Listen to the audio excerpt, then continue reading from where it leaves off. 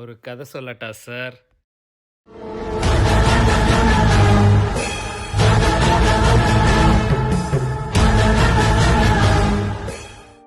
என்ன கதைன்னு பார்க்குறீங்களா? இந்த லிண்ட் சாக்லேட் எப்படி உருவாச்சு அப்படின்ற கதை தான். ஃபஸ்ட்டு இருந்த லிண்ட் சாக்லேட் வந்து இந்த மாதிரி சில்கியஸ்ட் ஸ்மூத்தஸ்ட்டாக கிடையாதுங்க. ஸோ 1879 அந்த பீரியடில் தான் இந்த லிண்ட்டை வந்து கண்டுபிடிச்சிருக்காங்க. இந்த லிண்ட்டை கண்டுபிடிச்ச ஒரு பேர் வந்து ரொடால்ஃப் லிண்ட்.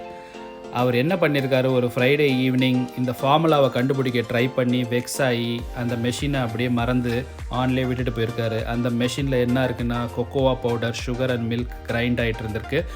அந்த கிரைண்டிங் வந்து ஒவ்வொரு பீரியட் ஆஃப் டைம் அப்படியே மிக்சிங் ஆகி அவர் வீக்கெண்டு ஃபுல்லாக அது அப்படியே மிக்ஸ் ஆகியிருந்திருக்கு.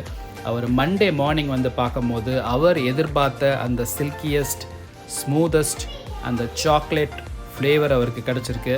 அதை வந்து தான் நம்ம ரிஃபைன் பண்ணி இப்போ வந்து பல விதமான மாடிஃபிகேஷன்ஸ் பண்ணி இப்போ நம்ம சாப்பிட்ற லிண்ட் சாக்லேட் நம்மளுக்கு வந்திருக்கு.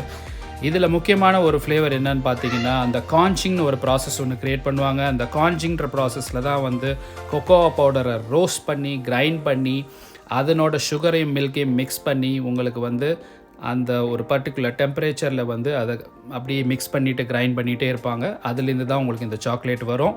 அதில் தான் உங்களுக்கு அந்த ஸ்மூத்னஸும் அந்த சில்கினஸும் உங்களுக்கு கிடைக்குது.